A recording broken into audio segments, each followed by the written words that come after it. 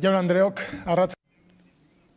Señoras y señores, buenas tardes.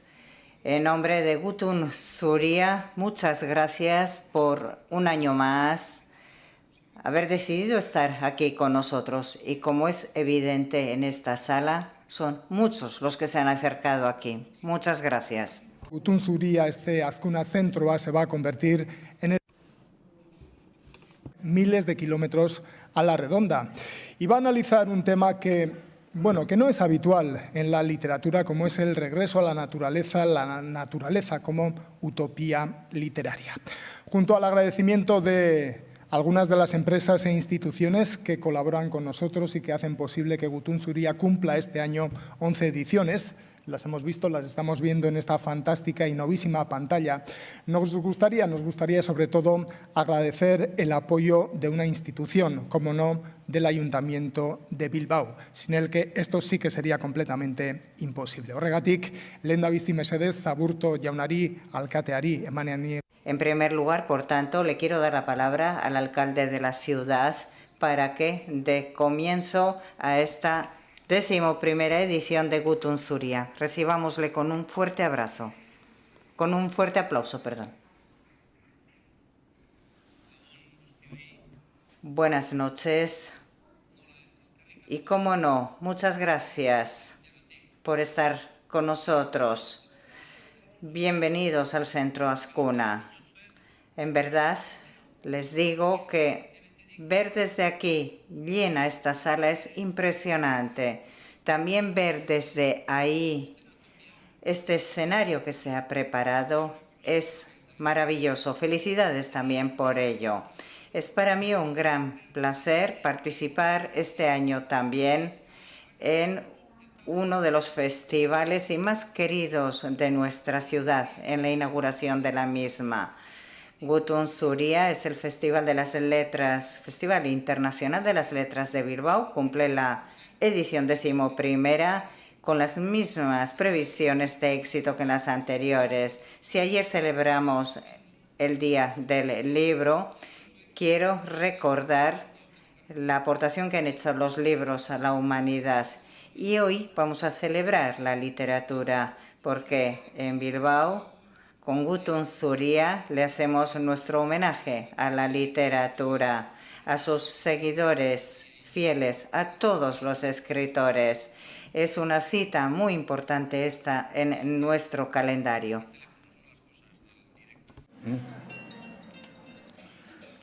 Veo que la 11ª edición de Gutun Zuria, Festival Internacional de Letras de la Villa. Bien, muchas de las cosas que hacemos en Bilbao se están convirtiendo en internacionales y esto debe servir para orgullo de todos y de todas. Decía que este Festival Internacional arranca con las mismas expectativas de ser un éxito que en las 10 ediciones anteriores.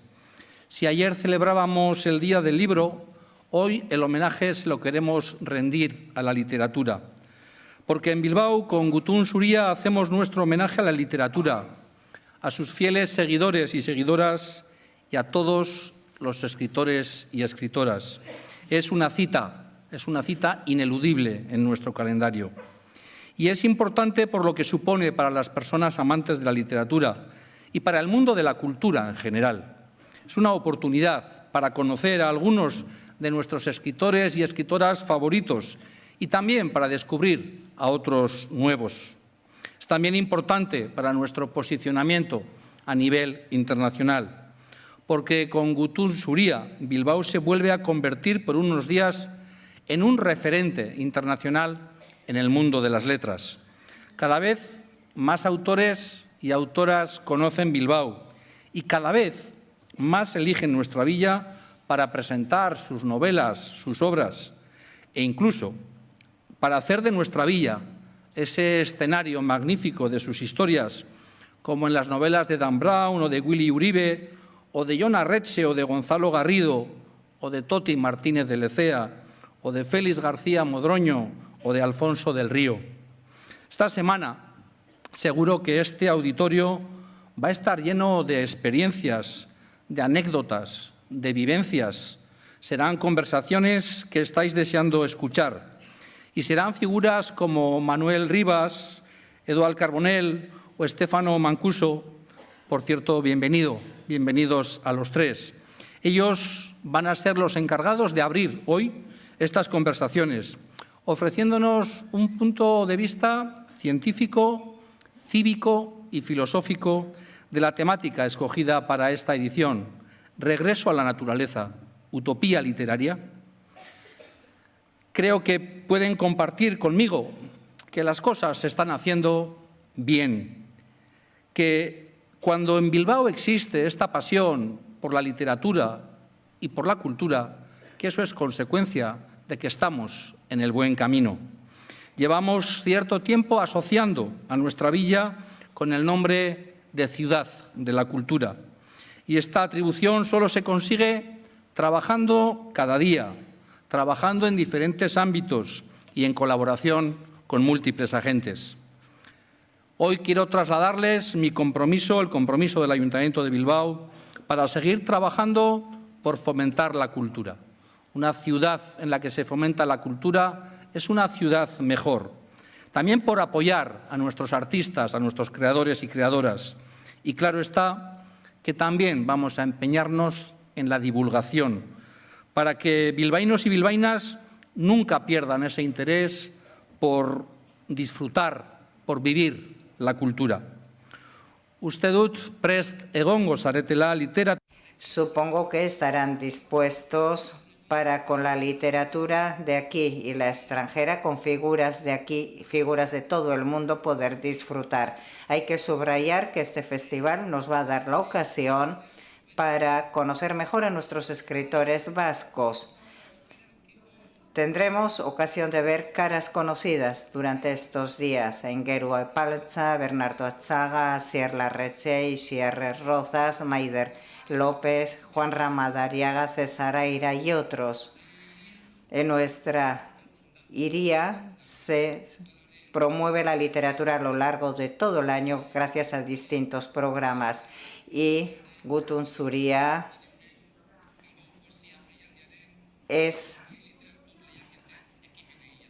se celebra gracias a iniciativas como Bilbao 700 y otros muchos, y la Biblioteca Bidebarrieta. Las nuevas literaturas dan la oportunidad de darse a conocer. Gran trabajo desarrollado por el equipo de este centro. Felicitaros por Gutun Zuria y por la incansable búsqueda de atraer ese talento artístico a este Bilbao de nuestros amores. Ya nos han visitado Paul Auster y Leonardo Padura, y tal como hace unos días me confirmaban, vamos a volver a contar con un premio Nobel, con John Maxwell Coetzee, premio Nobel de Literatura del año 2013, quien a finales del mes de mayo estará con nosotros. Ez dut gehiago luzatu nahi. No quiero extenderme más. Les voy a dejar con las palabras de nuestros invitados de hoy. Sé que ese es su objetivo. Quiero darles la bienvenida a todos los bilbaínos a esta nueva edición. Invitarles a que un día u otro participen en toda su programación y disfruten con la cultura. Muchas gracias a ustedes.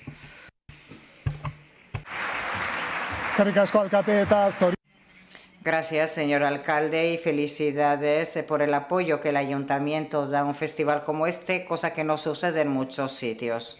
Letras son el núcleo. Siempre en Gutun Zuria nos gusta también hacer un espacio a diferentes expresiones artísticas, como son las exposiciones, el cine o la propia danza. Por eso os animamos a que consultéis el amplísimo programa que hemos diseñado para esta 11ª edición. Hain zuzen ere, dantzarekin ekingo diogu datozen.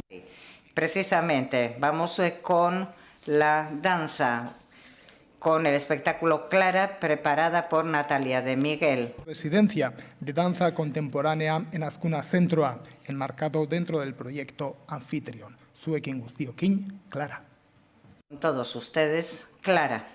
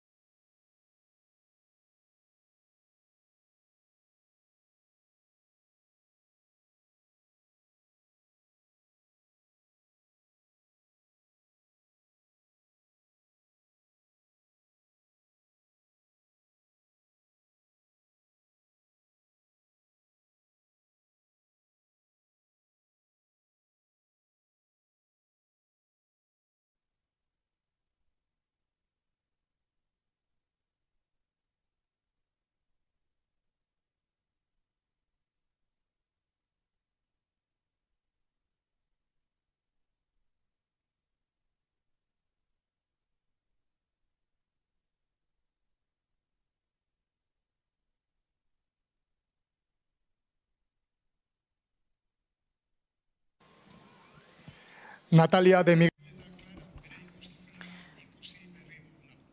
Natalia de Miguel con el espectáculo Clara, lo que acabamos de ver. Y mientras preparan el escenario para el diálogo, vamos a decir 4 palabras respecto a esta edición. Cerca de 20 personas intervendrán aquí en los diálogos en los días venideros. Algunos son autores, otros críticos, periodistas, etcétera. Hora del lector, que como sabéis se suele celebrar hacia las 9 de la noche en el hall de la sala de exposiciones. En esta hora del lector solemos mantener una conversación más directa, más humana con el autor o autora invitada. Solemos obtener quizás algún ejemplar de algún libro suyo firmado, tomar un vino, y este año como novedad también instalaremos un guest book, que se trata de una especie de pantalla en la que podréis escribir vuestras opiniones acerca de la conversación que han mantenido, quería decir, hace unos pocos minutos. Las conversaciones no todas son en euskera o en castellano, son también en inglés, en italiano. Por eso, si no comprendéis estas lenguas con fluidez, os recomendamos el excelente servicio de traducción simultánea, que solo se queja de que hablo euskera un poco rápido. Quienes ya conocéis este festival sabéis que este exactamente es el momento crítico de la presentación. Me suelen decir que el escenario estará preparado en 1 minuto. Ha pasado ya 1 minuto, el telón no se abre. Es cuando al presentador, al servidor, se le acaba el speech y ya no sabe qué decir. Por tanto, espera que el telón se abra y pueda presentar a los 3 invitados de esta primera edición, de esta primera conversación, queríamos decir, de la 11ª edición del Festival Gutun Zuria. Hoy tendremos una conversación a 3 con representantes de Cataluña, de Italia y también de Galicia. Tenemos concretamente Tachalo handi batekin hartzea nahi genuke. Quisiéramos recibirles con un fuerte aplauso a Manuel Rivas, también a Eudal Carbonell y a Stefano Mancuso. Les dejamos con los 3.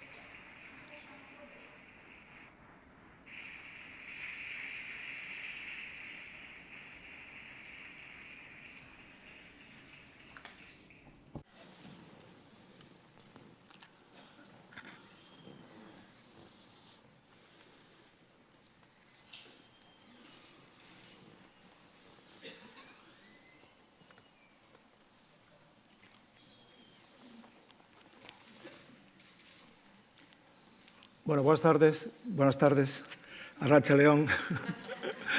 Gracias por la compañía, gracias por crear este hábitat, este lugar de los porqués, y para hablar de literatura, naturaleza, el retorno a la naturaleza.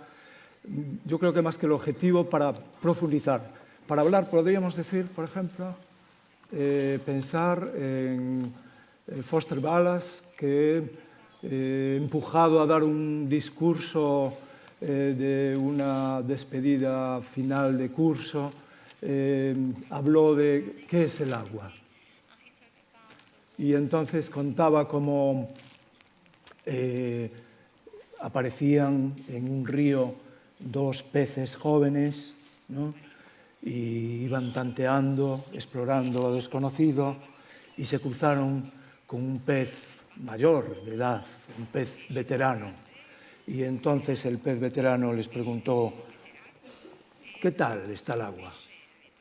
Y ellos, espantados, marcharon corriendo. Y cuando se vieron a cierta distancia del pez grande, le preguntó uno al otro: oye, ¿qué es eso de el agua? Bueno, pues vamos a hablar de agua, del agua, que es el líquido amniótico, ¿no? Para la vida, y también nuestra agua es la cultura, el pensamiento, la reflexión. Y tenemos a 2 sabios para esta aventura, ¿no?, de esta tarde. Y bueno, aprovecho, tengo que agradecer, por supuesto, la invitación de Azcuna Zentroa, de Bilbao, y esperamos hablar dar alguna respuesta a qué es el agua, ¿no? ¿Qué es el agua? Yo tenía pensado, tengo el papel un poco de conductor, soy muy malo conduciendo, pero voy a hacer un poco de ciclista. Bueno, y tenía pensado empezar, voy a leer solo un fragmento de la que me parece posiblemente una de las mayores poesías de la historia y desde luego de las que trata sobre la naturaleza y la guerra contra la naturaleza. Es New York, Oficina y Denuncia, de Federico García Lorca. Debajo de las multiplicaciones hay una gota de sangre de pato. Debajo de las divisiones hay una gota de sangre de marinero. Debajo de las sumas, un río de sangre tierna. Un río que viene cantando por los dormitorios de los arrabales y es plata, cemento, brisa en el alma mentida de Nueva York. Existen las montañas, lo sé, y los anteojos para la sabiduría, lo sé, pero yo no he venido a ver el cielo, he venido para ver la turbia sangre, la sangre que lleva las máquinas a las cataratas y el espíritu a la lengua de la cobra. Todos los días se matan en Nueva York 4 millones de patos, 5 millones de cerdos, 2.000 palomas para el gusto de los agonizantes, 1 millón de vacas, 1 millón de corderos y 2 millones de gallos que dejan los cielos hechos añicos. Bueno, vamos a dejar esta marca aquí, en el inicio, en el comienzo. Bueno, estos dos sabios saben que son Eduard Carbonell y Stefano Mancuso. Bueno, son personas con un historial extraordinario, científico, de publicaciones, de enseñanza, ¿no? Pero yo me quedo sobre todo con, son dos personas que están continuamente interpelándose, están continuamente abrazando la vida y podríamos decir de ellos, como se decía de los grandes maestros de la pintura flamenca, que tienen la mirada fértil y escriben, su escritura es de mano sincera. Una referencia fundamental en esta cuestión que hoy nos convoca aquí y creo que además en la organización estaba pensando muy especialmente en la figura de Henry David Thoreau, ¿no? Autor, como saben, de libros como Walden, esa experiencia de vida en la naturaleza de 2 años, 2 meses, 2 días, tan intensa y que dio lugar a una obra que marcó también una especie de salto, de inflexión, de salto adelante, ¿no? De revolución copernicana, óptica. Pero bueno, también escribió sobre desobediencia civil. Las dos cosas estaban muy unidas, ¿no? Quizá está bien recordarlo en este tiempo en que una de sus frases, si no recuerdo mal, es que decía: hay tiempos en que es más necesaria la desobediencia que la obediencia. Y hay otra frase de Thoreau que nos puede dar pie a comenzar la conversación, en la que dice, tiene que ver con todo el movimiento por el decrecimiento, ¿no? Y contra el despilfarro, y él ya con esa condición pionera apuntaba: el hombre es rico, el ser humano es rico en razón de las cosas de las que pueda prescindir. Creo que podemos, si les parece, comenzar con esta reflexión, ¿no? Sí. En primer lugar, pido disculpas porque voy a tener que hablar en italiano. Yo comprendo el castellano, pero soy totalmente incapaz de hablarlo.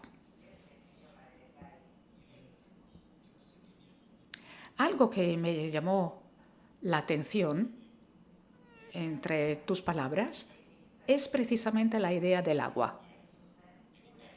El agua, para los peces, es algo que ellos dan por sentada, que ni siquiera se dan cuenta de ella. Y precisamente estas cosas de las que no nos damos cuenta muchas veces son las cosas más valiosas, de las que depende nuestra vida. Yo me acuerdo que en los primeros tratados de economía de primeros del siglo XIX se decía que todas las cosas tenían un precio menos aquellas que existían con tanta abundancia que estaban a disposición de todo el mundo. Entre ellas se mencionaba el agua, el aire y en aquella época incluso el suelo, algo que obviamente hoy es ridículo para nosotros. Estos tres bienes fundamentales de los que depende toda nuestra vida. Pero lo que más me llamó la atención tiene que ver con las plantas. Cuando nosotros hablamos de naturaleza, normalmente casi siempre pensamos en animales, cataratas, sonidos, montañas, el suelo, pero la parte viva de lo que nosotros llamamos naturaleza, en un 99% está hecha de plantas. Si pudiéramos calcular el peso de toda la biomasa del planeta, es decir, todo lo que está vivo, el 99% de todo lo que está vivo en el planeta son plantas y son vegetales.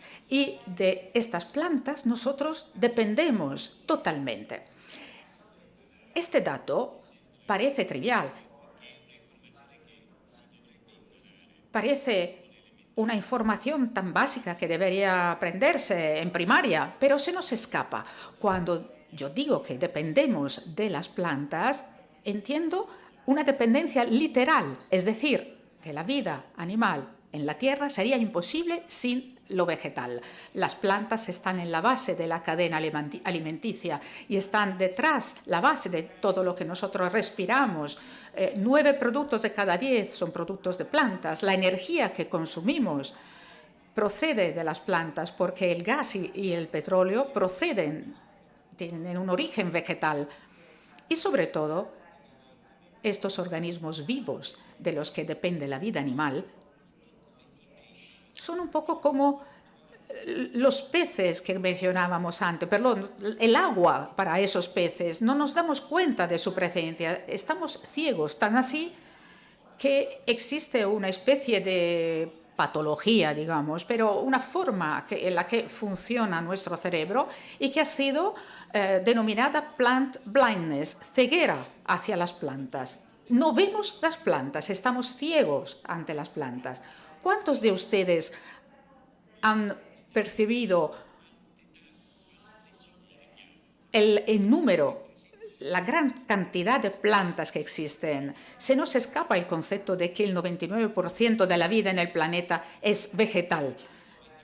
Nosotros pensamos normalmente que la vida en nuestro planeta está hecha para girar alrededor nuestro. Pero nosotros, los seres humanos, representamos un porcentaje mínimo de lo que está vivo. No quiero decir que somos poco importantes o poco interesantes, simplemente quiero decir que sería mejor que comprendiéramos cuál es nuestro lugar en el mundo. En cierto sentido, deberíamos hacer algo similar a lo que se produjo en el 17 con la Revolución Copernicana.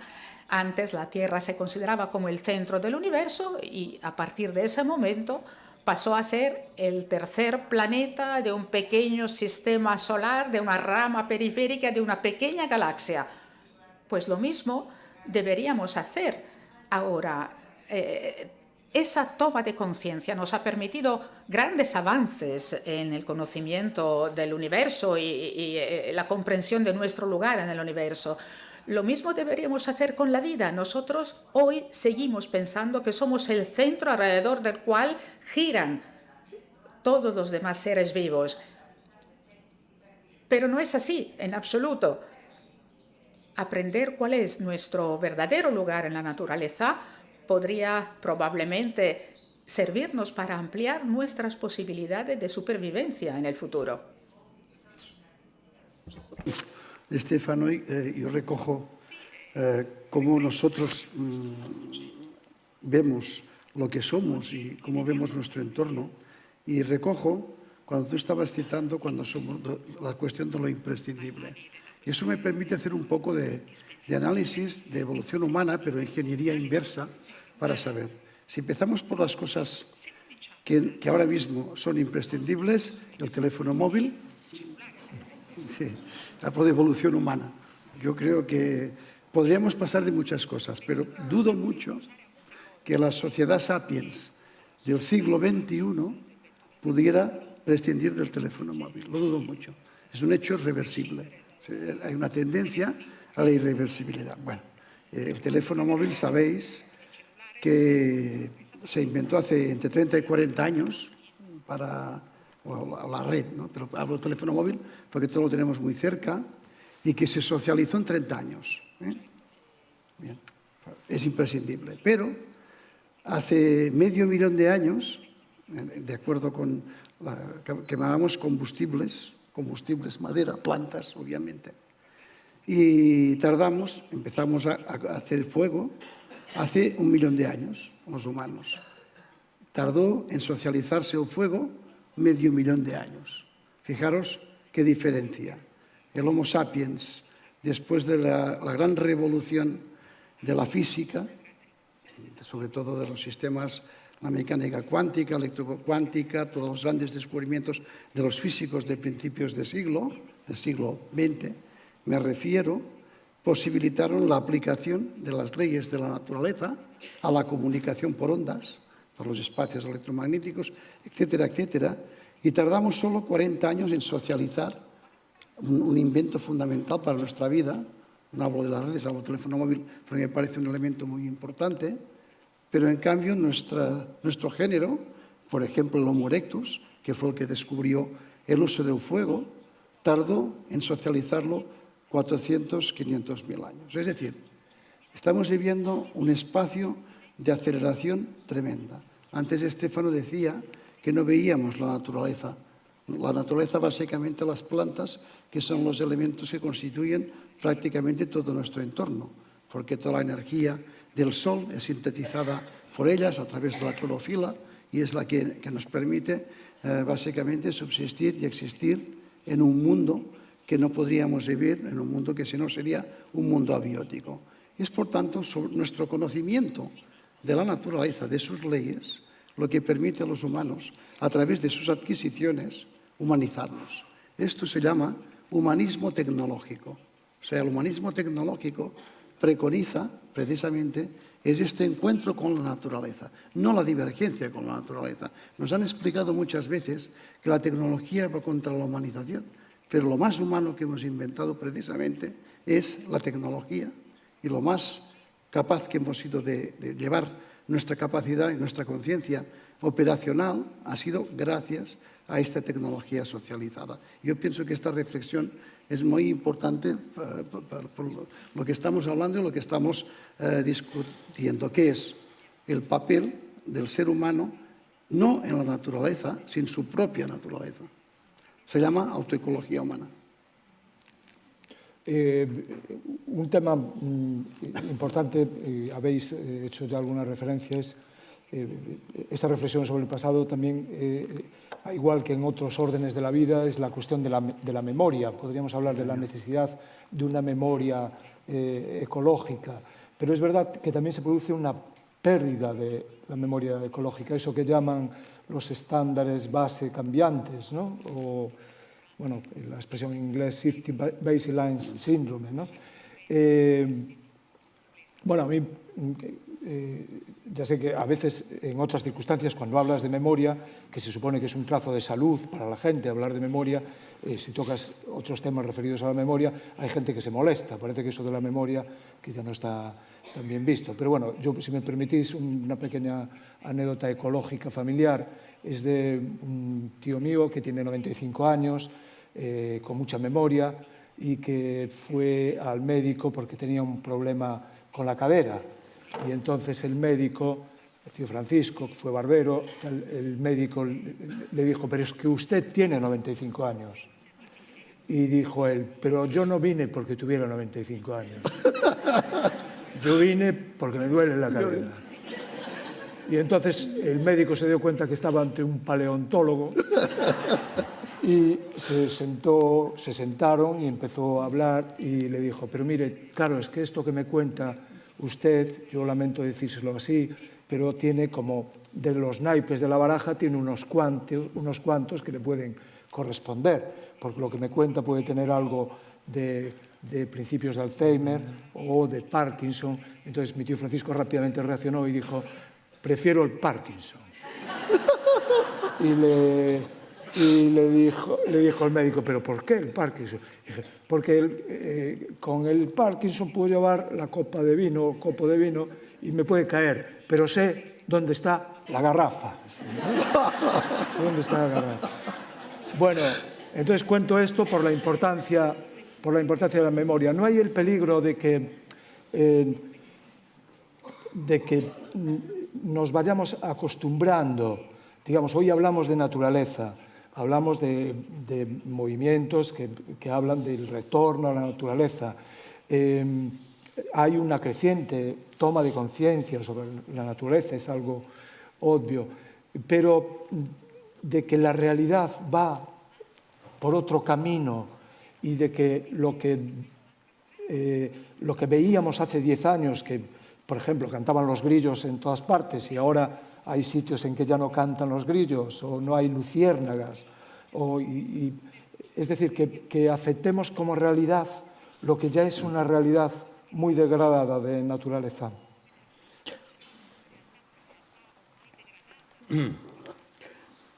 In parte sí. En parte sí. Nosotros en parte nos hemos alejado de la naturaleza, pero la naturaleza no se ha alejado de nosotros.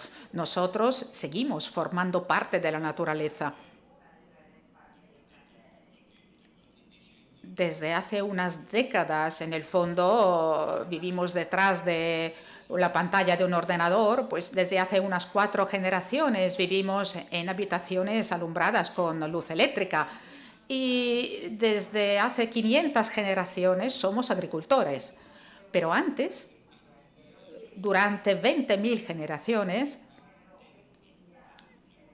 hemos sido parte integrante de la naturaleza, hemos estado dentro de la naturaleza.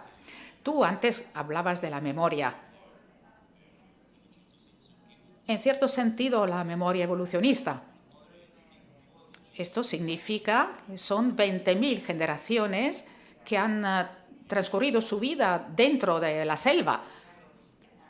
El hecho de haberse alejado de ella desde hace tan poco tiempo es algo que a nivel evolutivo nosotros no olvidamos.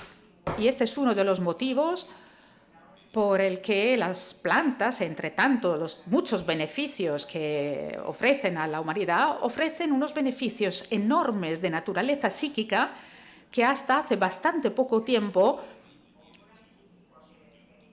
se hablaba solo de forma anecdótica, se contaban anécdotas sobre ello. Luego, en 1984, un investigador norteamericano descubrió casualmente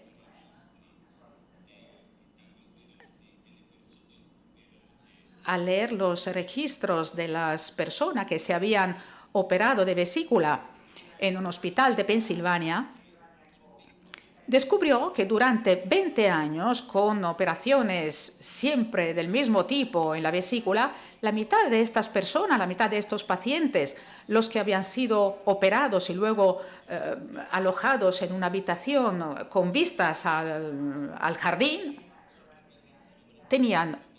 habían tenido estadísticamente una supervivencia muy superior.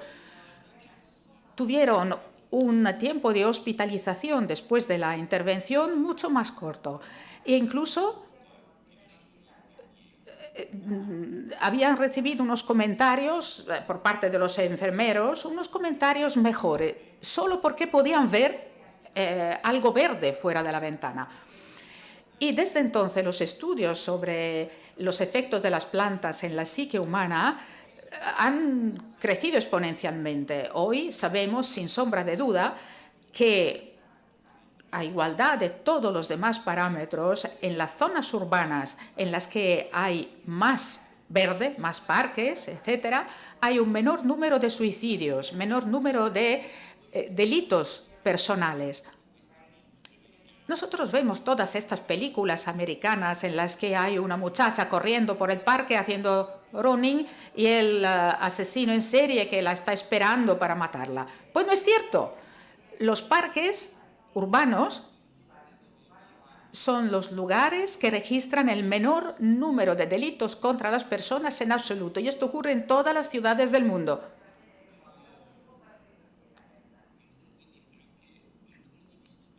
Incluso los trastornos mentales.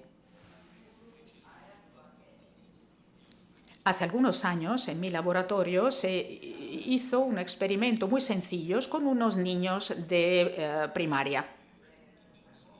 Y se dieron cuenta de que los niños estaban en el jardín del colegio, en un entorno incluso que provocaba mucha distracción, pues eran capaces de realizar unas tareas lógicas en la mitad de tiempo que otro grupo de niños que hacían las mismas tareas en clase, en el aula.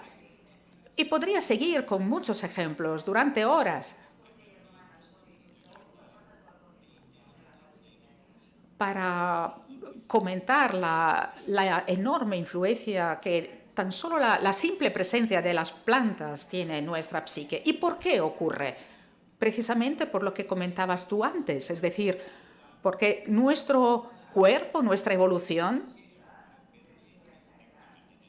no se ha alejado del todo de la naturaleza, no se ha alejado en absoluto de la naturaleza. El hecho de vivir en un entorno totalmente antropizado, sin plantas, sin ninguna huella de la naturaleza, sería enormemente peligroso para la psique de las personas. Tan es así que incluso la arquitectura está encaminándose hacia la llamada desmineralización de las ciudades, para ir reduciendo la parte mineral, es decir, la parte construida de las ciudades. Eso es una reflexión que ya había pensado alguna vez, pero que ahora, con la reflexión de Stefano, me está llegando para ligar el tema de la memoria sistémica, la memoria de los sistemas. Hay una memoria geológica. Gracias a la memoria geológica, nosotros podemos datar en Atapuerca la edad de los fósiles por el decaimiento isotópico, o sea, que esto existe. Sabemos, por ejemplo, que si ha sido un grano de cuarzo enterrado, podemos saber la última vez que le tocó el sol, por la variación del spin, por los núcleos cosmogénicos, porque guardan esta información de cuando la última vez que vio la luz, que tuvo calor, y que después cuando lo tapas, parece que este durmiente, este fósil, tiene una respuesta. Cuando lo excitamos podemos conocer. O sea, hay una memoria geológica, hay una memoria, por supuesto, biológica, es nuestro ADN, nuestro ARN, por supuesto. Hay una memoria cultural, social, y que hace que seamos como somos. Y, por ejemplo, esta memoria nos permite acumular información para hoy discutir sobre nuestra propia naturaleza en la naturaleza. Pero decía Stefano, curiosamente, y esto, Stefano, es muy interesante, que tú puedes reflexionar profundamente, curiosamente, el verde no se utiliza para pintar ninguna cueva, ni se utiliza nunca, que yo conozca. El verde es un pigmento que es muy sencillo, porque por la alteración del óxido de hierro, el hierro es verde, pero en cambio no encontramos ninguna figura, ninguna representación en el paleolítico, ni de plantas, ni de verde. Sí. Pero ¿sabes por qué pienso yo, Stefano? Pienso porque está incorporado en la propia relación social con la naturaleza, porque estos humanos viven y están integrados, forman parte de la memoria, con lo cual esta memoria no les hace falta, porque la conocen, la tocan cada día, la viven, están integrados dentro del propio sistema. En cambio nosotros, y en cambio lo que ellos pintan en rojo. El rojo es el color, más el negro es el color del carbón, el rojo el color del fuego, de la sangre, etcétera. Que esto, que es lo que les da qué es lo nuevo, lo que han adquirido, sus capacidades simbólicas, etcétera, explican lo que no tienen. Lo que tienen está incorporado en esta memoria sistémica. Bueno, tenemos que saber que muchas cosas que no están en la memoria simbólica están en la memoria de nuestros predecesores. Es decir, en las adquisiciones que han hecho como naturaleza, de su propia naturaleza y de su entorno. Porque esto nos puede ayudar mucho a lo que estaba diciendo Stefano, a reflexionar por qué nosotros que tenemos conciencia no admitimos que otros reinos que no sean el nuestro sean reinos básicos y fundamentales para poder vivir. Este desprecio a los distintos reinos es un desprecio a nuestra conciencia de la naturaleza y a la propia naturaleza de nuestra conciencia. No, en relación con este tema, justamente podemos dar un salto en el tiempo y cómo lo que aparece en la representación, en la iconografía artística del romanticismo, es justamente los bosques, ¿no? Es el descubrimiento del bosque, de lo verde, de los grandes lagos, ¿no? Ese mundo que parecía, si tiene tal importancia, era porque justamente estaba como oculto, esa ceguera de la que hablaba Stefano, ¿no? Antes, lo que no está bien visto, digamos, que el arte tiene. Sí. Bueno, en relación con esa evidente influencia de importancia, yo quería, de la naturaleza, de las plantas, quería introducir dos términos contrapuestos. Uno, la biodiversidad, que es ese factor tan necesario, ¿no? Y positivo, y digamos que es el horizonte también. Por una parte es la riqueza de la que venimos y también es el horizonte de esa vuelta a la naturaleza o de resituarnos en la naturaleza, porque la vuelta parece como que la naturaleza estuviera fuera de nosotros y tuviéramos que ir en un tren, un autobús para recuperar la naturaleza, ¿no? La naturaleza está aquí, ¿no? Estamos aquí. Bueno, entonces hay la palabra biodiversidad, pero podemos contraponerla a la bioperversidad. Es decir, hay un proceso evidente, esa bioperversidad puede ser el control por parte de muy pocas empresas, grandes monopolios agroquímicos, la apropiación de las patentes y de las semillas originales, ¿no? Para la degradación que se da justo de las florestas, pues por la explotación forestal con maquinaria pesada. Digamos que todos tenemos en mente un poco esta bioperversidad, lo que está pasando. Entonces yo la cuestión, porque sé que también hay bastantes esperanzas, digamos, siempre en el recurso, en esa especie de solucionismo tecnológico.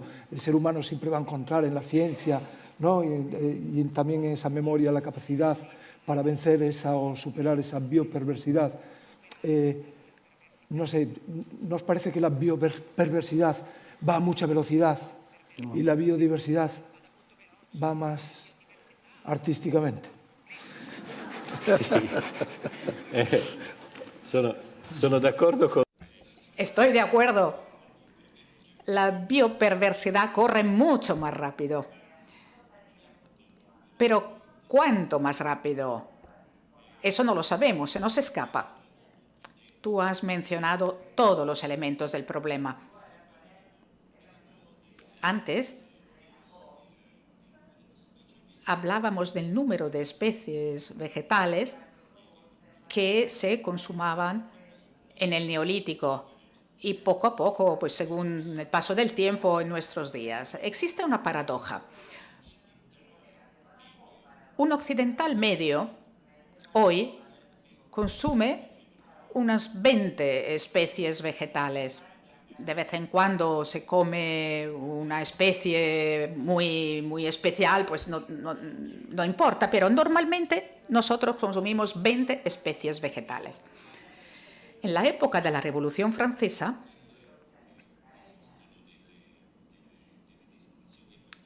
y disponemos de descripciones bastante detalladas de ello, el ciudadano medio francés consumía 80 especies vegetales. En el Neolítico se consumían 300, 400 especies vegetales. Y esta es una paradoja, porque con el paso del tiempo nosotros vamos entrando en contacto con un número muy superior de especies. Por ejemplo, durante la Revolución Francesa, la mayoría de las especies introducidas desde el Nuevo Mundo todavía no habían entrado en el consumo de la gente y, sin embargo, se consumían muchas especies vegetales. Nosotros, que potencialmente podemos acceder a todas las especies del mundo, solo consumimos 20.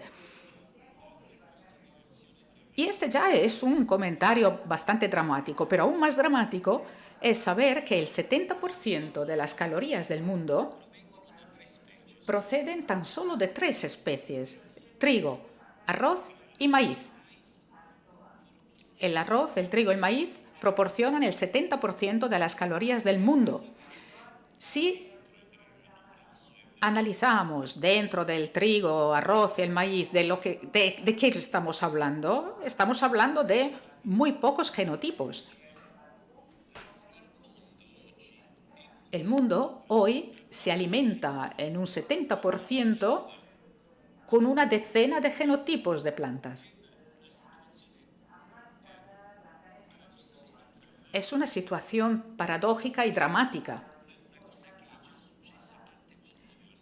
Algo que ya ocurrió muchas veces a lo largo de la historia humana. Por ejemplo, cuando en 1848 en Irlanda las patatas, que representaban el alimento más importante para los irlandeses, prácticamente el único alimento, pues las patatas cogieron una enfermedad y murió una tercera parte de la población, y de las 2/3 partes restantes, casi todos prácticamente se fueron a vivir a Estados Unidos. Prácticamente la población irlandesa desapareció. Ha ocurrido ya en la historia humana varias veces. Cuando nos encomendamos a unas pocas variedades, las consecuencias pueden ser dramáticas. ¿Y por qué ocurre esto? Solo hay una palabra para explicarlo: el beneficio. Desde 1960 hasta ahora, la agricultura ya no es la agricultura en su sentido más auténtico. ¿Qué es la agricultura? El primer texto escrito del ser humano es sumerio. El primer texto narrativo es de los sumerios, un texto en el que un padre le dice a su hijo cómo hay que cultivar la tierra para que proporcione alimentos para él, pero sin que se pierda la fertilidad para las generaciones posteriores. 3.500 años antes de Cristo ya se sabía cuál era el fundamento, el objetivo de la agricultura: ofrecer alimentos sin perder fertilidad. Estos dos elementos eran fundamentales. Eran dos términos de la misma ecuación. Y toda la historia de la agricultura, hasta la época después de la Segunda Guerra Mundial, ha sido precisamente el estudio de cómo se puede incrementar el rendimiento de la tierra, del suelo, sin disminuir la fertilidad. Después de la Segunda Guerra Mundial, todo cambió. Empezó la llamada agricultura industrial, que no es agricultura. La agricultura industrial es una actividad de rapiña, es una actividad que consume para siempre algunos elementos del suelo. Por lo tanto, estamos consumiendo hoy lo que las generaciones futuras ya no tendrán. Todo esto solo tiene un nombre. Y también solo tiene un ordenante. Ya no lo decimos, pero es el negocio, es el provecho. Y las consecuencias son estas.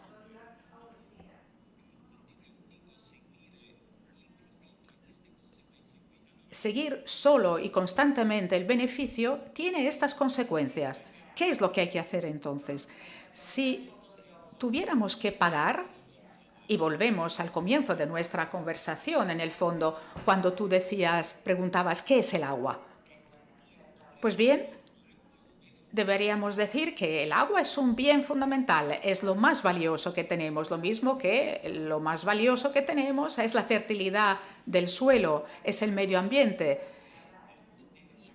El que consume medio ambiente tiene que pagar por ello, hay que pagar por consumir el medio ambiente, porque solo cuando se paga, entonces se agudiza el ingenio y se buscan soluciones que evitan el impacto medioambiental. Pero cuando nosotros comemos una hamburguesa que cuesta €1,50,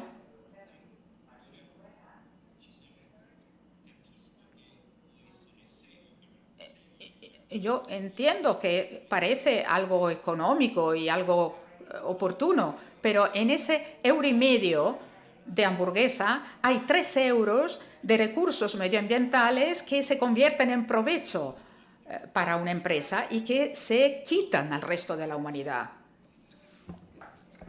Por ejemplo, los conceptos de bioeconomía, sobre los cuales se basa, por ejemplo, el decrecimiento, bueno, esto está anunciado, ¿no? Los costes que tiene cualquier materia primera se ha de tener en cuenta en lo que la naturaleza ha tardado en producirlo.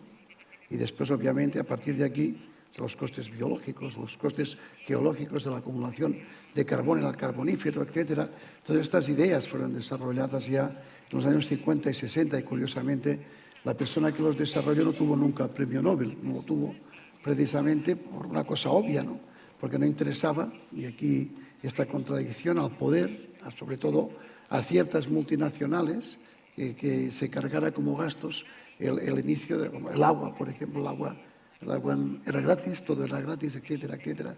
Y es verdad que esto es un gran problema, porque las clases extractivas utilizan estos argumentos para continuar acumulando capital, para continuar acumulando riquezas y desgastando los propios circuitos y la biocenosis y la ecología de nuestro planeta. Esto es una cosa que, en mi opinión, es obvia. Antes decías tú que seguramente la tecnología encontrará la manera de ir detrás de este problema y probablemente será así. Y en este sentido, yo soy muy partidario de la tecnología socializada, es decir, la tecnología que incrementa la sociabilidad de nuestra especie y que hace que nuestra especie pueda tener una respuesta más uniforme en el sentido de igualdad, de solidaridad, de complementariedad en las distintas culturas y en los distintos espacios donde se desarrolla. Y en este sentido yo pienso que la tecnología nos puede ayudar en algo fundamental, que hemos estado hablando en la comida, que es precisamente en volver a generar diversidad. Ya sé que lo que estoy diciendo es una anticipación histórica a un proceso humano, pero muy probablemente esta tecnología que está relacionada con la biomedicina, con la genética, con todo, probablemente en muy poco tiempo nos permitirá que en este planeta exista biodiversidad, es decir, que exista un conjunto de seres vivos, editados genéticamente, modificados, o de cyborgs, que son las mezclas tecnobiológicas, o simplemente seres tecnológicos que tendrán conciencias sobre la propia naturaleza muy distintas de las que tenemos. O sea, mientras nosotros preparamos un horizonte para entender el Homo sapiens prehistórico, que somos nosotros, los restos del Homo sapiens prehistórico, la propia humanidad está generando conocimiento y pensamiento para una gran revolución que cambiará nuestra forma de ser y de pensar. Y mientras tanto, lo que decía Stefano, hemos de ser capaces de privilegiar nuestros recursos y darles a nivel económico el valor que tienen y evitar que el valor que tengan sea un valor extractivo y no un valor solidario para poder implementar y complementar las dietas humanas en todo el planeta. Efectivamente, lo que decía Estéfano, es muy real. No podemos depender de 3 genotipos, que dan 3 fenotipos o más, pero que en realidad son 3. Yo que he tenido la oportunidad de estar con los Pitjantjara en el desierto central en Australia, con otros grupos, te das cuenta cómo un grupo que fueron cazadores-recolectores hasta prácticamente el siglo XX también, pues son capaces de practicar una economía generalista y en un desierto comer 80 o 90 cosas, alimentarse y obtener proteínas de 80 o 90 productos distintos. Es una contradicción, efectivamente, sí. Pero es la propia contradicción que ha hecho que hace 30.000 años hubiera 4 o 5 especies humanas en el planeta y ahora ya una. Cuando Estéfano citó lo de la hamburguesa, me acordé que uno de los últimos encuentros poéticos a los que fui nos llevaron al acabar, era gratis además el recital, y nos llevaron a tomar algo a una fast food y todavía, o por encima, pasó por allí un crítico que dijo: estos poetas se están hamburguesando. Así que, bueno, nos estamos hamburguesando. Pero, bueno, es una cuestión capital, ¿no? La que hablabas, Eduardo y Estéfano, las posibilidades de la tecnología, efectivamente, y que puede contribuir a crear más diversidad, incluso en eso que llamamos humanidad, que a veces está centrado en el sapiens, ¿no? Lo que pasa es que uno tiene la sensación de encrucijada y encrucijada dramática, porque ve cómo las herramientas, esas herramientas que pueden ser tan útiles, cómo depende del modelo de poder, pueden ser utilizadas, pues estoy pensando en los robot killers, ¿no? Máquinas de matar, etcétera y tal. Entonces, lo digo por llevarlo a la cuestión del poder. Todo esto que estamos hablando tiene mucho que ver con el modelo de poder. Y hay una idea, en muchas, pero una idea que me parece interesantísima, el planteamiento de Estéfano, por lo que hemos leído, que es ese replanteamiento del modelo de poder, que sería hablar más de un modelo de poder vegetal, si me permites. Sí. Bueno, parece raro hablar de un modelo vegetal.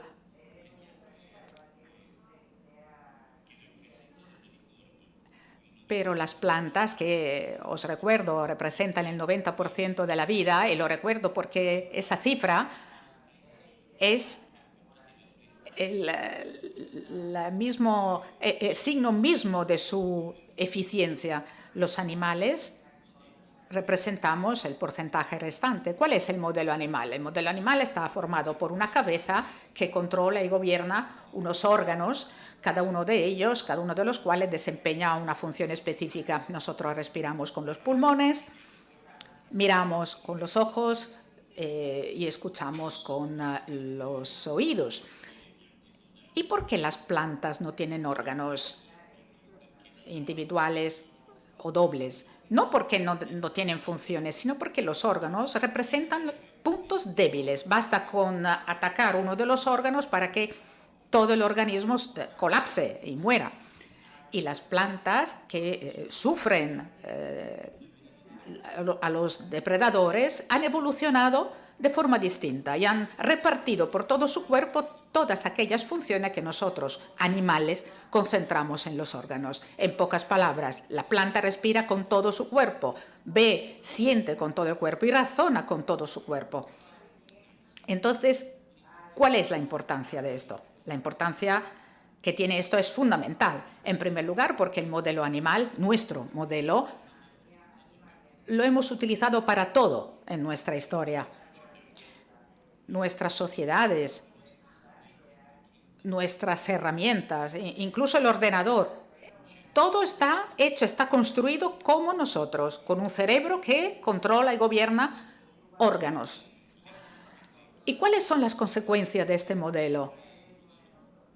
Que es un modelo arcaico ya, y sin embargo sigue gobernando nuestra existencia. ¿Cuáles son las consecuencias? Pues hay muchísimas. En primer lugar, se trata de modelos frágiles. Basta muy poco para que civilizaciones enteras se derrumben. Pensemos, por ejemplo, cuando Cortés llegó a América Latina, quita a Moctezuma y desaparece toda una civilización. Era una civilización avanzadísima.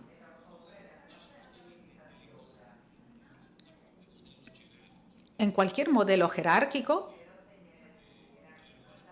se producen consecuencias dramáticas, como la burocracia, por ejemplo. La burocracia es una consecuencia inevitable de cualquier jerarquía. La burocracia no funciona.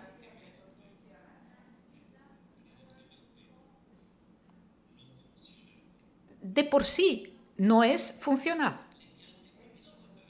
Y las plantas, ¿cómo están hechas? Pues tienen un modelo distinto, están construidas como una red. Internet está construido como una planta, igual. Estos modelos de red son los modelos del futuro. La modernidad está construida de esta manera. Todo lo que nosotros hoy percibimos como moderno, como Internet, Wikipedia,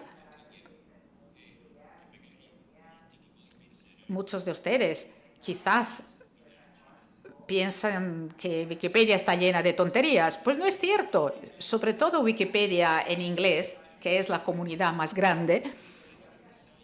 Pues la revista Science, una revista de lo más serio, el año pasado tomó 10.000 definiciones de Wikipedia y las comparó con las mismas definiciones sacadas de enciclopedias tradicionales, como la Enciclopedia Británica, etc. Pues los resultados han sido los siguientes. 9.997 casos, es decir, con tan solo 3 casos de diferencia, pues en estos 9.000 y picos casos, de los 10.000, pues las definiciones de Wikipedia eran más correctas, más profundas, más actualizadas. De este modo, Wikipedia, en unos pocos años, ha producido el contenido equivalente de 38.000 volúmenes de Enciclopedia Británica. Imaginen una enciclopedia de 38.000 volúmenes de manera tradicional, creando una estructura jerárquica con el jefe de enciclopedia y todo su equipo, etc. Esta estructura enorme podría producir 1, 2 o 3 tomos al año, no más. Por el contrario, un método repartido, distribuido como el de Wikipedia, sin jerarquía, sin un mando central, sin un núcleo, todo distribuido, pues ha producido 38.000 volúmenes correctos, además, en muy poco tiempo. ¿Cómo es posible? Es posible porque los grupos funcionan mejor. Es una verdadera ley de la naturaleza. Ahora no tenemos tiempo para profundizar en ello, pero existen miles y miles de artículos científicos que demuestran algo extraordinario, que vale también para el ser humano.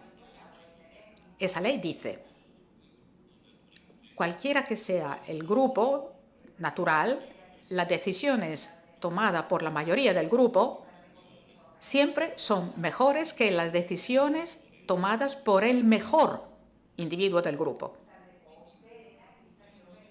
Por lo tanto, el mejor individuo del grupo toma siempre unas decisiones menos eficaces para el propio grupo que las decisiones tomadas por la mayoría. Esta es una ley de la naturaleza igual de verdadera que la ley de la gravedad.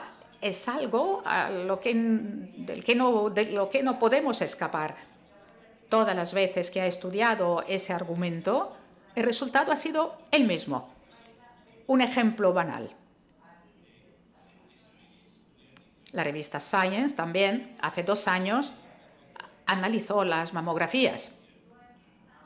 Las mamografías registran un índice de error en un sentido o en otro que no se puede eliminar, por lo menos de momento, de un 5%. 5% de las mamografías dan un resultado equivocado, incorrecto en el diagnóstico. La revista cogió en ese experimento 1000 mamografías y las mostró a 3 de los principales médicos del mundo, los mejores expertos en mamografía del mundo. Y, por otro lado, las mostró a un público de decenas de miles de médicos normales y corrientes. El resultado ha sido el siguiente. Los 3 superexpertos reprodujeron nuevamente ese 5% de error. Por el contrario, el enorme grupo de doctores que no eran expertos, pero sí que eran muy numerosos, produjeron un índice de error del 0,1%. Pues una vez más se demuestra que las decisiones tomadas por los grupos son siempre mejores que las decisiones tomadas por los mejores del grupo. Y esto se puede aplicar a cualquier cosa hoy mismo. Nosotros, sin embargo, seguimos adoptando un sistema arcaico que se apoya en el concepto opuesto, un concepto que desprecia esa ley de la naturaleza y que luego cae en una serie de problemas y de ralentización, que yo creo que también son uno de los motivos por los que hoy nuestra percepción del sistema político democrático no es tan halagüeña.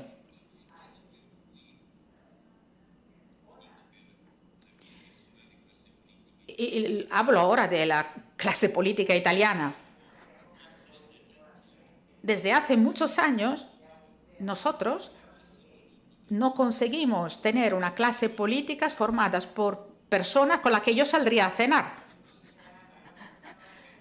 No es posible tener durante décadas una clase política formada por personas con las que jamás se te ocurriría salir a cenar. Hay algo que no funciona. Entonces, yo creo que es realmente el sistema. El sistema ha llegado a un punto a un punto de extrema obsolescencia. Es un sistema viejo, porque estamos viviendo en un mundo distinto. Creo, por lo tanto, que los modelos de red, los que yo llamo modelos vegetales, porque las plantas han evolucionado durante 500 millones de años para llegar a ese modelo, yo creo que esos modelos representan una buena oportunidad de estudio. De acuerdo en los planteamientos que hace Stefano, pero las cosas son porque tienen un sentido evolutivo. Todo es por acumulación, se produce el conocimiento y después se integra este conocimiento en los procesos de adaptación. Pero todo tiene un sentido. Nosotros, los animales, también las plantas, pero sobre todo los animales, sometidos a una fuerte selección natural, los homínidos que salimos de la sabana africana hace unos 2 millones de años y ocupamos todo el mundo, sufrimos un fuerte efecto de competitividad en el medio. Este efecto nos ha marcado a nivel biológico y etológico todos nuestros comportamientos. Por eso somos como somos. No olvidemos que somos producto de esta evolución. El problema es que nuestra especie, como comentaba Stefano, estamos en un momento que normalmente, y lo hablábamos en la comida, ser competitivo no quiere decir ser competente. Competente, para mí esto es una dicotomía muy importante, porque normalmente, y esto vengo repitiendo desde hace muchos años, las personas competentes no compiten, solo compiten los incompetentes. Y esto, ¿no? Y esto sí es verdad, y esto lo he pensado muchas veces, ¿no? El problema es por qué hacen falta tantos estúpidos y tantos incompetentes para que el sistema funcione.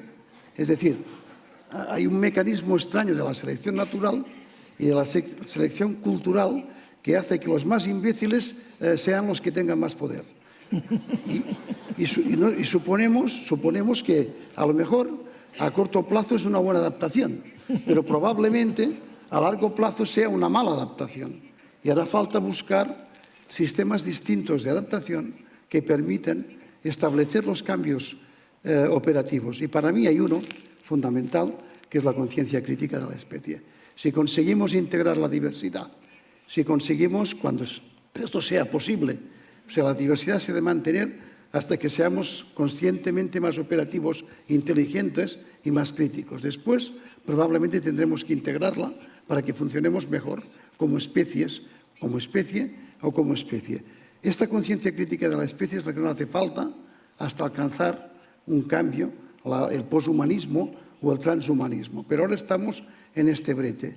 Si no construimos algo distinto para vivir, probablemente hablo de la vida de los homininos, de los homínidos en el planeta, será cuestionada por su propia evolución, no por el clima. Bueno, muchísimas gracias. Es maravilloso seguir escuchando. A mí, de todas formas, me dieron una referencia de tiempo que ya se me pasó. Pero yo creo que estamos bien, aún con un margen para abrir un coloquio.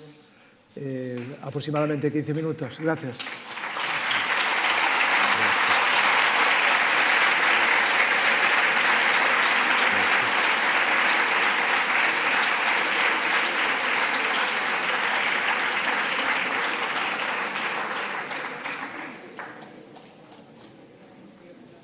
Muchas gracias.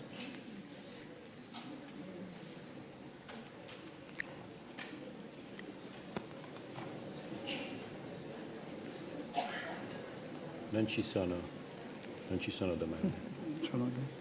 Sí, seguro que sí. Sí. Se ve.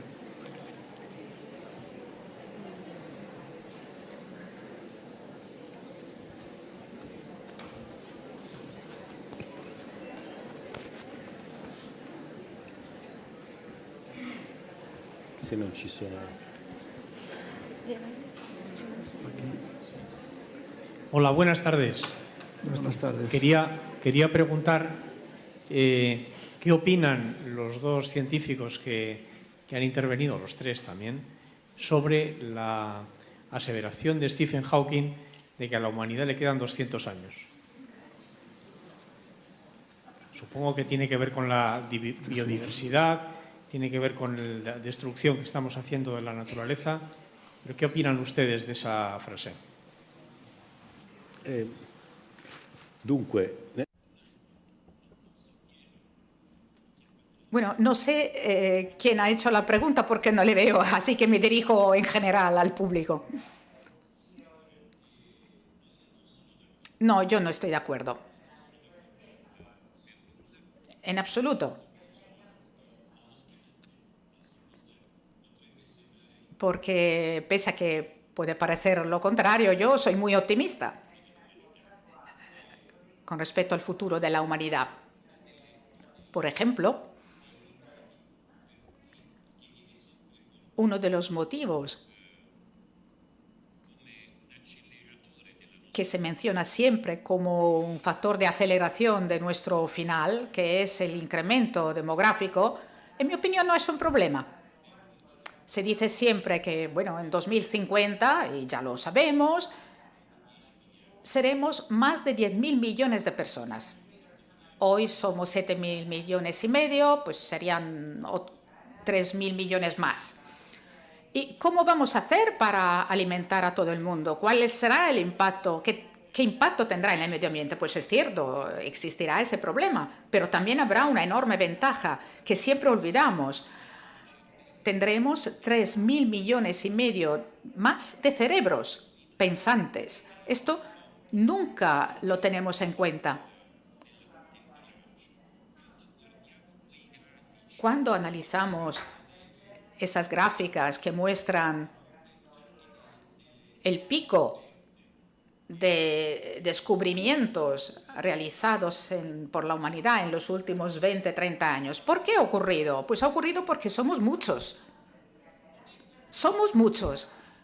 No hemos inventado más cosas porque hemos cambiado. No somos más inteligentes ahora que en el siglo XIX. En el XIX la humanidad eran unos cientos de millones y hoy somos varios miles de millones. Es el número de personas que piensan los que cambian la humanidad. ¿Cuál es el problema auténtico entonces? Esos 3,5 millones de personas que van a venir, ¿serán libres? ¿Las dejarán libres de hacer funcionar su propio cerebro o no? Este es el único gran problema. La educación, la capacidad de pensar, ¿se promoverán en el futuro o no? Ese es el enorme problema que yo veo. El problema que yo veo es que seamos 10,000 millones de consumidores en lugar de ser 10,000 millones de personas que piensan. Pero yo soy optimista. Igual me equivoco. Dicen que el optimismo es de estúpidos. Pero yo creo que toda esa inteligencia se pondrá en marcha y conseguirá solucionar los retos del futuro. Stefano y otras que yo pienso tengo un pensamiento muy, digamos, muy distinto de qué puede ocurrir. He trabajado toda la vida en la evolución humana, no me interesa mucho el futuro.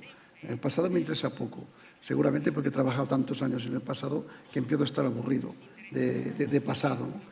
He desenterrado tantos congéneres de especie y de otras especies y he trabajado tanto en el mundo de los fósiles y de sus adquisiciones que lo que me interesa ahora es para qué me servirá toda esta información para poder entender y qué tenemos que hacer en el futuro. Yo pienso que hay un paso, que también lo hemos comentado hoy, discutiendo con Stefano, que es cuánto tiempo tardaremos en pasar de la sociedad del conocimiento, que es una cosa prehistórica, a la sociedad del pensamiento. Es el paso que nos hace falta, porque el conocimiento tenemos acumulado muchísimo, pero el conocimiento que tenemos solo si somos capaces de reflexionar, somos capaces de educarnos en el pensamiento y en esta reflexión, como el número de investigadores, el número de personas que trabajan en aplicar las propias leyes de la física, de la química, de la biología, etcétera, son tantos centenares de miles, probablemente esta conciencia crítica de especie hará que las predicciones no solo las predicciones de algún físico, sino también las predicciones como el autor de Gaia, los microbiólogos tienen la oportunidad de discutirlo en algunas reuniones que hemos realizado, que no dicen 200 años, pero dicen unos miles de años. Hablo de personas que trabajan en el campo, que trabajan en los laboratorios y tal. Y yo estoy convencido de que emergerán nuevas formas de adaptación y nuevas formas de pensamiento que utilizarán el conocimiento como vía para adquirir esta conciencia de especie, y esto hará que alarguemos, no a lo mejor con nuestra especie, pero sí con especies que podamos crear nuestra supervivencia, no en este planeta, probablemente en el sistema solar y fuera de él. Yo estoy convencido de que esto irá por aquí si somos capaces de hacer este salto del conocimiento al pensamiento crítico y a la reflexión de este tecnohumanismo que yo vengo defensando desde hace muchísimos años. Yo me estaba acordando de un pescador que, bueno, tuvieron un naufragio y le preguntaron por la radio, pasaron 2 días y aún todavía buscaban a un compañero, y le preguntaron por la radio, ¿usted todavía tiene esperanza? Y el hombre, como la gente es muy educada contestando a la radio y a estas cosas, y entonces le dijo, bueno, hombre, esperanza sí, pero es una esperanza negativa.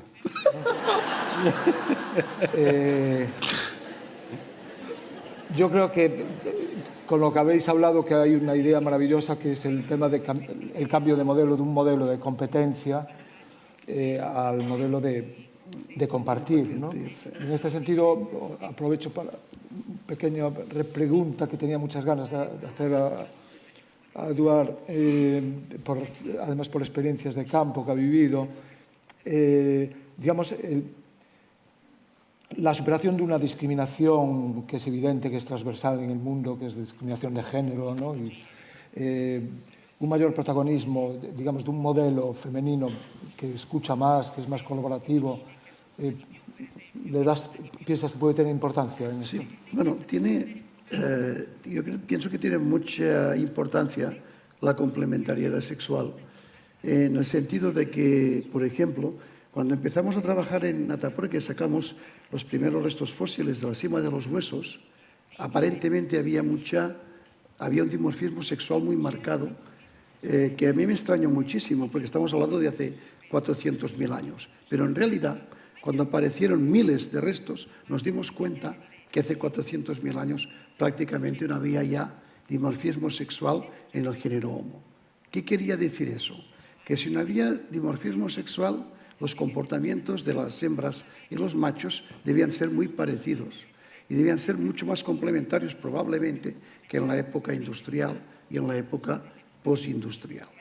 Probablemente sin este comportamiento cooperativo y de complementariedad sexual por ausencia de dimorfismo, probablemente estas especies no hubieran sobrevivido en el territorio mucho tiempo.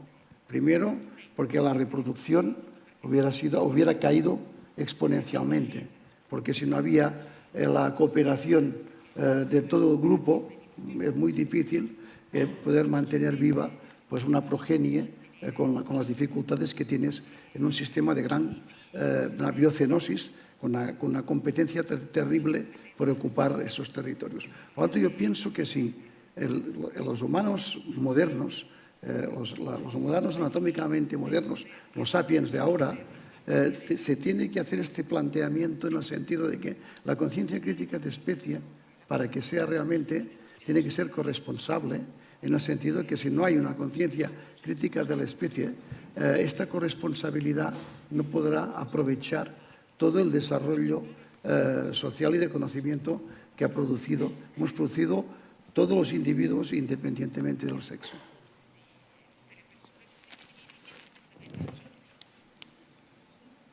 Sí, más preguntas. Sí, muchas gracias a todos. Al señor Carbonell, especialmente le tengo una gran admiración porque soy burgalés. Hombre. Y justamente en la misma carretera de Ibeas de Juarros y Atapuerca, Villafranca, Montes de Oca. Hombre. Y desde aquí he trabajado en un centro docente, pues hemos hecho 2 visitas a los yacimientos. En primer lugar, ya cuando estaban empezando, ¿no?, hablándonos del señor Emiliano Aguirre, sí, en la casa del médico, sí, donde tenían las pequeñas exposiciones, ya cogimos el gusanillo. Y ya más tarde, hace pocos años, aprovechando el Museo de Burgos, pues hicimos el museo y ya las nuevas instalaciones o la grandeza, digamos, con guía y con explicaciones de aquella maravilla que nos sumerge en el pasado, en la prehistoria, y nos hace tan pequeños, ¿no?, al lado de aquella trinchera que pudiese darse tanta historia y prehistoria. Solamente quisiera saber cuál fue, con el profesor Arzuaga, creo, Arzuaga y demás, cuál fue su impresión o su estremecimiento cuando encontraron en el Monte César aquellos primeros restos. Es decir, ustedes como científicos, como investigadores, como hombres de ciencia, cómo se les cayó el sombrajo, digamos. Sí. Y luego, una segunda pregunta sería, hemos visto siempre allí muchos becarios, muchos estudiantes de arqueología, de paleontología, que con mucho esfuerzo, arrodillados ante las inclemencias, pues también un poco qué enseñanzas sacan de esos estudiantes que recogen. Nos quedan también a nosotros envidia y ganas de podernos arrodillar y bajar la grandolina o aquello, pero bueno, se lo dejamos para ustedes. Muchas gracias. Bueno, a usted, por supuesto, ¿no?, ya que es vecino, ¿no?, y lo siente y lo vive, ¿no? Sí, además ahora que está mejorado con aquel por centro supuesto. al lado de la carretera, que habrá que volver. Habrá que volver porque nos ha costado 40 años, pero al final lo hemos hecho, sí. Sí. Pues un descubrimiento, por ejemplo, de una nueva especie, como nosotros publicamos en Science en el 94, 95, y sobre todo cuando es una especie desconocida, como fue el Homo antecesor, es algo que es irrepetible y solo se puede explicar si realmente lo vives en primera persona. Puedes compartirlo, pero es como, yo siempre lo he comparado, parece trivial, pero no lo es cuando pues a un grupo de personas normales o humildes que no tienen muchos recursos les toca la lotería. Es algo inconmensurable, solo lo conocen las personas que les ocurre, que de golpe y porrazo pues pasas de una situación de miseria absoluta a una situación que no es de riqueza absoluta, pero que cambia absolutamente tu forma de sentir y tu forma de ser. Claro, las personas que trabajamos en la evolución humana, en ciencia, en biología, en etología, en geología, en botánica, da lo mismo, somos personas. Los sentimientos no se eliminan de los comportamientos del método científico y de la racionalidad, pero es algo muy excepcional. O sea que con José María y con Juan Luis, que hemos compartido ya 25 años en la dirección, y yo con Emiliano Aguirre empecé hace 40 años, es realmente muy difícil de sustraerse cuando realizas este tipo de descubrimientos. Pero piensa que es nuestro trabajo, igual que un mecánico, igual que la gente piensa que es un trabajo excepcionalmente distinto, no lo es. Los estudiantes que decía usted que están con nosotros y tal, yo también fui estudiante y estuve trabajando arrodillado, sentado y colaborando. Y lo más importante de mi vida, cuando me preguntan en alguna entrevista los periodistas, ¿qué es lo más importante que usted, de lo que ha hecho durante 45 años de investigación, le ha resultado? ¿Qué sería lo primero que diría? ¿Sabe qué diría? A todas las personas que he educado y que me han educado a mí.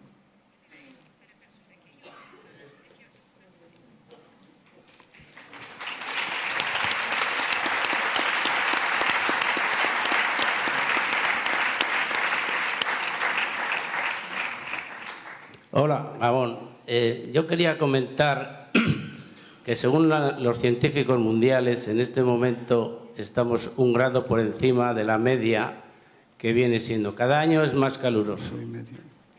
Si llegamos a 2 grados, no solo habrá acabado la humanidad en 200 años, se acabará a finales de este siglo, porque ya los fenómenos atmosféricos están empezando a ser de tal calibre que no son controlables, y si llegamos a esos 2 grados la Tierra se va a autodestruir, es decir, la naturaleza va a coger esa vendetta y nos va a mandar a la calle, nos va a matar a todos. Porque de esto creo que no se ha comentado nada. ¿Quieres comentar?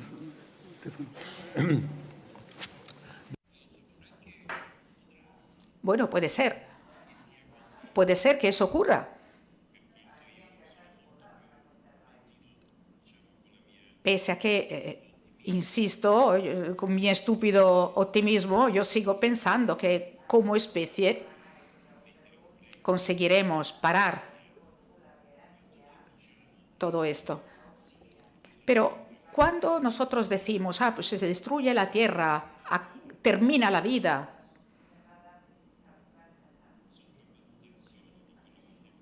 en el fondo estamos sobrevalorando lo que estamos haciendo. Como mucho, terminamos nosotros, pero no la vida. Este es otro elemento fundamental. Siempre pensamos en nosotros como la vida. Pues la vida humana, como decía al comienzo, no tiene una gran influencia ni una gran importancia en la vida general de nuestro planeta. Como mucho, nos extinguiremos nosotros, pero la vida no se extinguirá del planeta.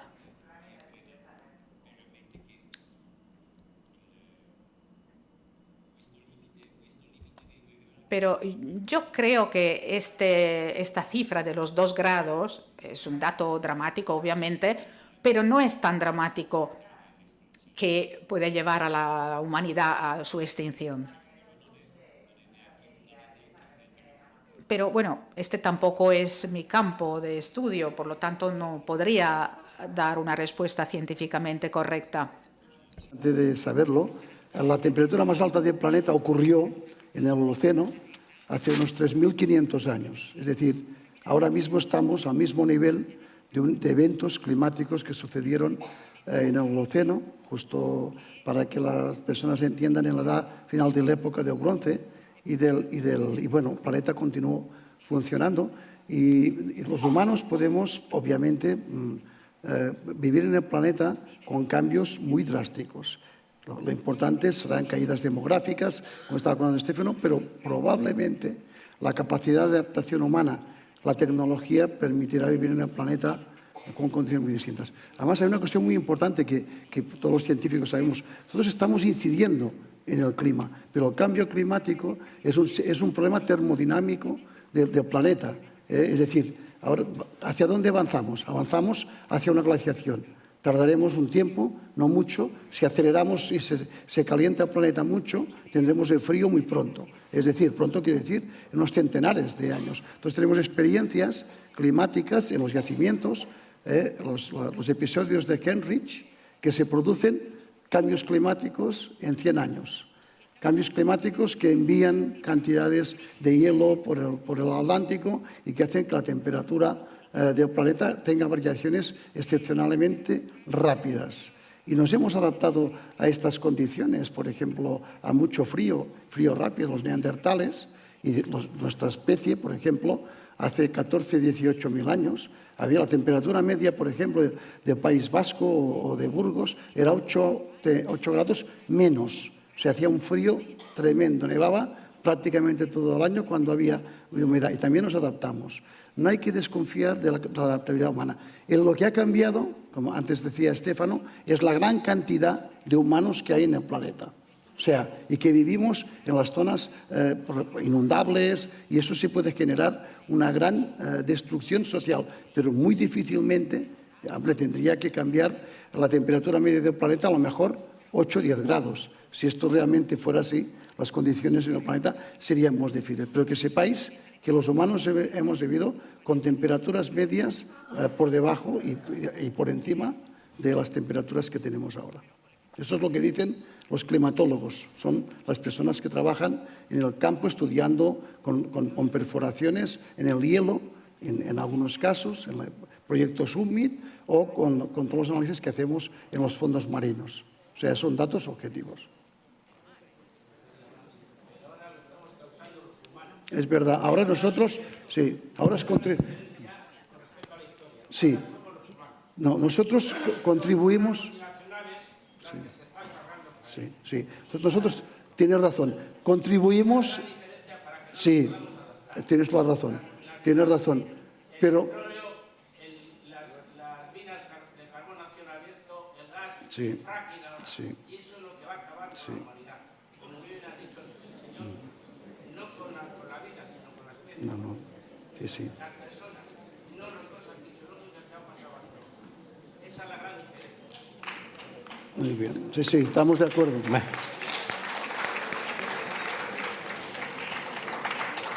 Siamo.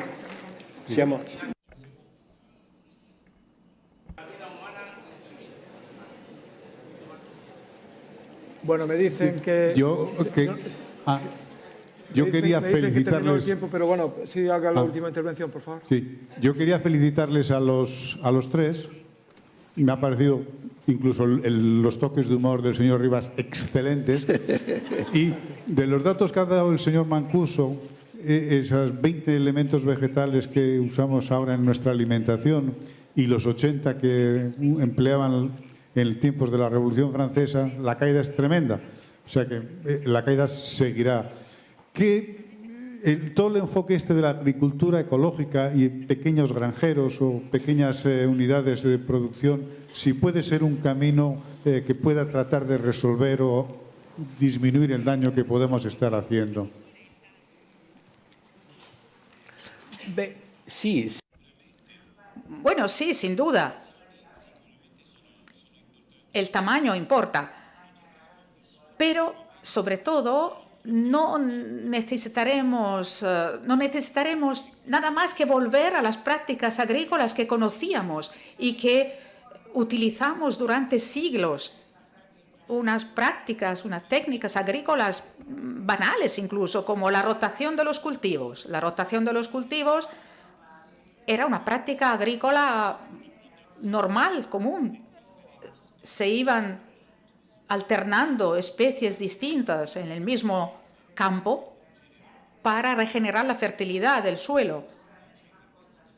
Cuando dicen que este tipo de agricultura no es suficiente para satisfacer el hambre del mundo, se dice una mentira, porque hoy en día existe un excedente de producción alimentaria superior al 50%. Esto significa que la mitad de lo que producimos lo tiramos. Este es el excedente agrícola hoy, y nosotros podemos alimentar mucha más población que ahora, ya simplemente produciendo lo mismo que producimos ahora. Utilizar estas técnicas que utilizábamos en el pasado simplemente es más caro. No tiene nada que ver con el rendimiento. El rendimiento sigue siendo elevado, pero evidentemente el coste se incrementa. Por eso se han dejado de utilizar. Las pequeñas explotaciones agrícolas, evidentemente, tienen más facilidad, pero incluso las grandes empresas, las grandes explotaciones pueden aplicar esas técnicas y producir alimentos de manera compatible con el medio ambiente. Si me permiten, gracias. Grazie.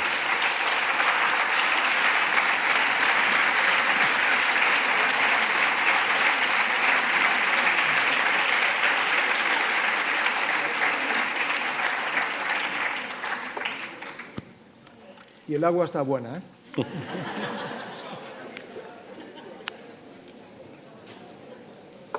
Hasta pronto. Gracias. Grazie.